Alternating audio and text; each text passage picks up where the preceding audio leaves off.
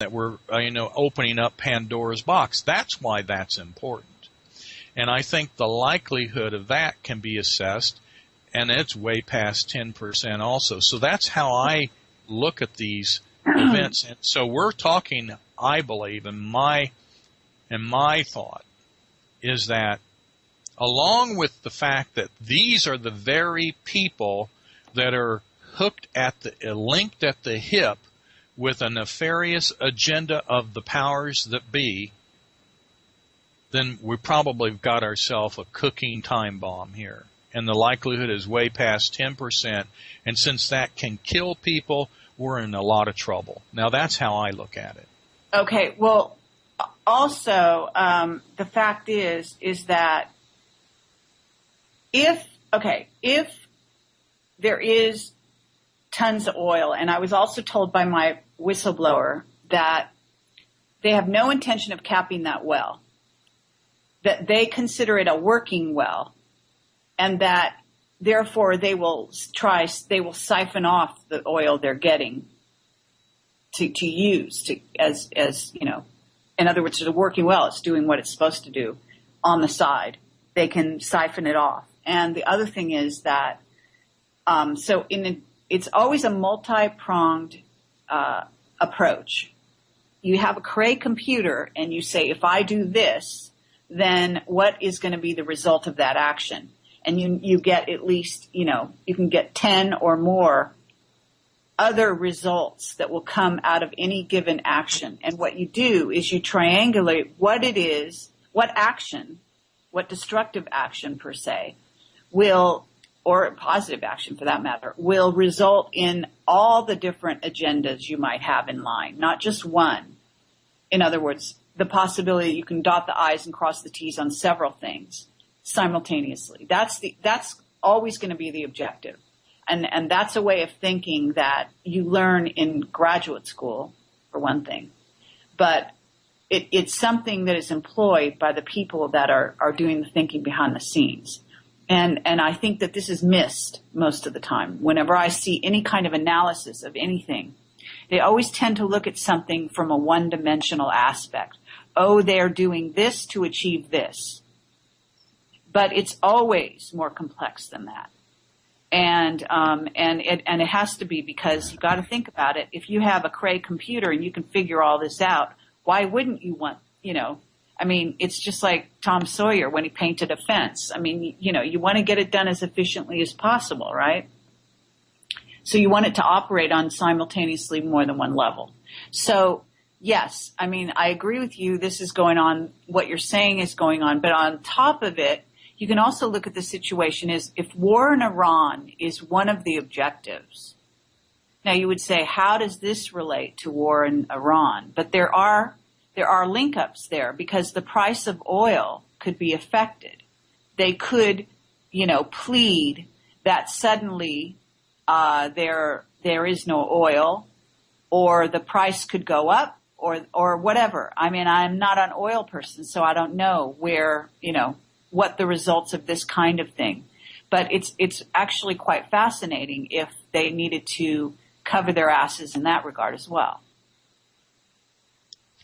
Well, I think this whole oil thing is, that's been part of the whole problem for, I don't know, how long since we've been, married to the whole petroleum industry. And it's been a huge control mechanism for the entire world. And, how many years ago, wasn't that many years ago when we were all told that it was a fossil fuel, right? Well, they've since changed that when, that was debunked, right? Right. So, and you're absolutely right, Carrie. This is an extraordinarily deep, complex situation that doesn't just go by the top level surface. Here's the problem, and here's what we're going to do about it, or here's what we're going to try to do about it. The complexity of it, the energy behind it, the layer upon layer upon layer of who's doing what, who owns it, who buys it, who's in control of it, and what's the point and the purpose behind it. We could spend lifetimes just talking about that. Seriously. It's extraordinarily complex, and I know nothing about it either. the oil industry in and of itself, other than, that obviously what's been shared with me and, what I learned from listening to other people and just, reading and doing my own research. But I'm certainly not an expert in any way, shape, or form on this whole oil situation. Absolutely. Well, beyond the oil side of it, another person said to me, did you know that recently BP had put ads on there's an ad, this is what the South Africans were telling me, so maybe it's on South African TV, I don't know.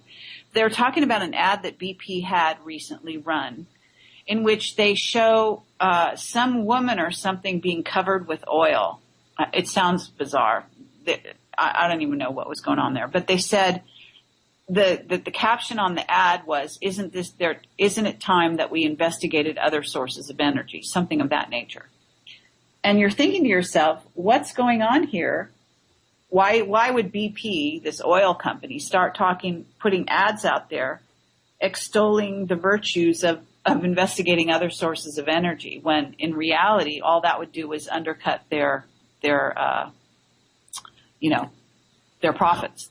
So, well, there's a couple ways of looking at that. Would they be doing that? Number one is because they've already found some other way that they can divert their from their oil thing to some other type of for pay energy for people. I mean, is that part of it, or is it just to make them appear to be a good guy, or is there even more reasons than that? I mean, it's all about public opinion, right? In some manner. I mean, there's lots of possibilities there, but that's an extraordinary ad, and that's what would make people kind of go, "Oh, I love them it's people." Also it could also be misdirection. Now, I have another theory. Waterman, are you there? I'm back. Okay. I'm here. Because this is another thing that I'm just noticing, and this is something that's been going on with some of these disasters, so-called disasters that are not so natural, like the tsunamis and so on. And those all wrap into this scenario as well, because obviously if you have an agenda, you're going to take several stabs at it and so on and so forth. But what's really interesting is here we have New Orleans that was hit by like this massive tornado, whatever. And do you remember all the stuff that went on with all of that? Yeah, Katrina. Interestingly enough, this oil spill, because I've gone to this globalresearch.ca, and it's interesting how they're pinpointing it on the map in relation to the rest of the Gulf, okay, as to where this leak is happening. And darned if it isn't right off the coast of New Orleans, more or less. And I'm just thinking to myself, because one of the prophecies that was rolling around that time back then was that although they were going to rebuild New Orleans, it was going to be destroyed again. Interesting. Yeah. And so what do we have here? We have the potential of exactly that once again. And you have to look at that area of the world, and you have to say, what is it about this area of the world that they have got their, knickers in a knot over, so to speak? In other words, why are they targeting this area of the world in such a concentrated way? Because that's beginning to look the way it's looking. And so you have to say to yourself, well, what else might be going on there? And this is where I brought in my interview with Aaron McCullum, because he is talking about the idea that there are at least 10 different ETs in each case, bases in undersea in the general vicinity of that general area around there, Puerto Rico, wherever.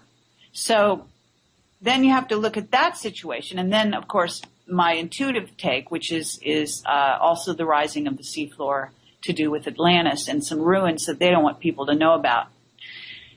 So, it's just really interesting. They have the technology to do away with the oil spill.